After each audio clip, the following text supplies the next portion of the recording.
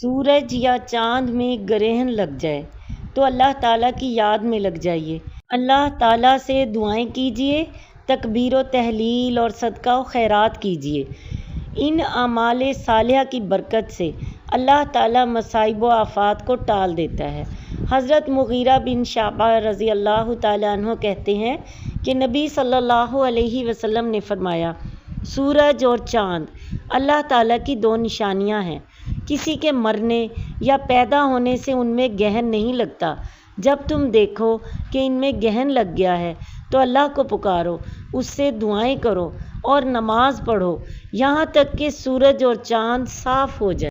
جب سورج میں گرہن لگے تو مسجد میں جماعت کے ساتھ نماز پڑھیے، البتہ اس نماز کے لیے اذان و اقامت نہ کہیے، یوں لوگوں کو دوسرے ذرائع سے جمع کر لیجیے۔ اور جب چاند میں گرہن لگے تو اپنے طور پر نوافل پڑھیے، جماعت نہ کیجیے۔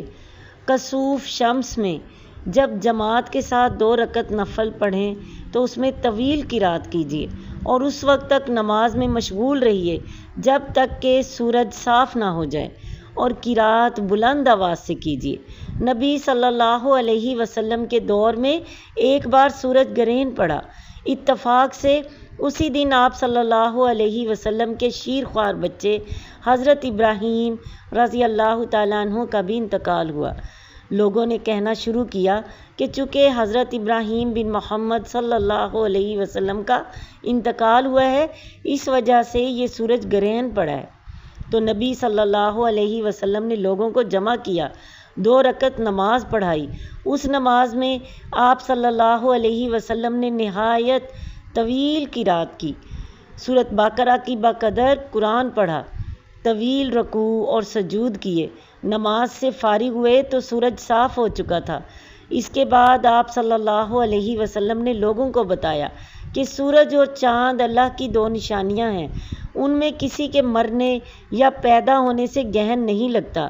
لوگو، جب تمہیں کوئی ایسا موقع پیش آئے تو اللہ کے ذکر میں مصروف ہو جاؤ، اس سے دعائیں مانگو، تکبیر و تحلیل میں مشغول رہو، نماز پڑھو اور صدقہ و خیرات کرو۔ حضرت عبد الرحمن بن سمرہ رضی اللہ تعالیٰ عنہ کہتے ہیں کہ نبی صلی اللہ علیہ وسلم کے مبارک زمانے میں ایک بار سورج گہن لگا۔ میں مدینے کے باہر تیر اندازی کر رہا تھا، میں نے فوراً تیروں کو پھینک دیا کہ دیکھوں آج اس حادثے میں نبی صلی اللہ علیہ وسلم کیا عمل کرتے ہیں۔ چنانچہ میں نبی صلی اللہ علیہ وسلم کی خدمت میں حاضر ہوا۔ آپ صلی اللہ علیہ وسلم اپنے ہاتھ اٹھائے اللہ کی حمد و تسبیح، تکبیر و تحلیل اور دعا و فریاد میں لگے ہوئے تھے۔ پھر آپ صلی اللہ علیہ وسلم نے 2 رکعت نماز پڑھی اور اس میں 2 لمبی لمبی سورتیں پڑھی اور اس وقت تک مشغول رہے جب تک سورج صاف نہ ہو گیا۔ صحابہ کرام رضوان اللہ علیہم اجمعین بھی کسوف اور خسوف میں نماز پڑھتے۔ ایک بار مدینے میں گرہن لگ گیا تو حضرت عبداللہ بن زبیر رضی اللہ تعالیٰ عنہ نے نماز پڑھی۔ ایک اور موقع پر گرہن لگا تو حضرت عبداللہ بن عباس رضی اللہ تعالیٰ عنہ نے لوگوں کو جمع کیا اور جماعت سے نماز ادا فرمائی۔ نماز کسوف میں پہلی رکعت میں سورۃ فاتحہ کے بعد سورۃ عنکبوت پڑھیے اور دوسری رکعت میں سورۃ روم پڑھیے۔ ان صورتوں کا پڑھنا مسنون ہے، البتہ ضروری نہیں، دوسری صورتیں بھی پڑھی جا سکتی ہیں۔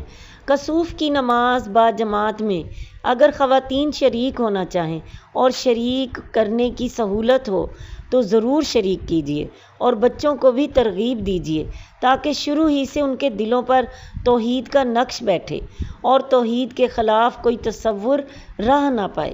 جن اوقات میں نماز پڑھنے کی شرعی ممانعت ہے، یعنی طلوع آفتاب، غروب آفتاب اور زوال کے وقت میں اگر سورج گرہن ہو تو نماز نہ پڑھیے، البتہ ذکر و تسبیح کیجیے، غریبوں اور فقیروں کو صدقہ و خیرات کیجیے، اور اگر سورج کے طلوع ہو جانے اور زوال کے وقت نکل جانے کے بعد بھی سورج گرہن باقی رہے تو پھر نماز بھی پڑھیے۔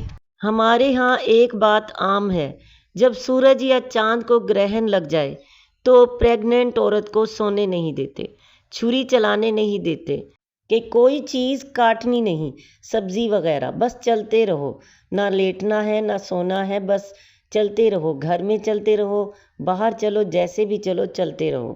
یہ کہاں کا اصول ہے؟ ایک حاملہ عورت کو ساری رات اذیت میں رکھنا من گھڑت ہے یہ سب، اور جہالت کی باتیں ہیں، یہ سب بدعت ہے، اور بدعت گمراہی ہے، اور گمراہی جہنم میں لے جاتی ہے۔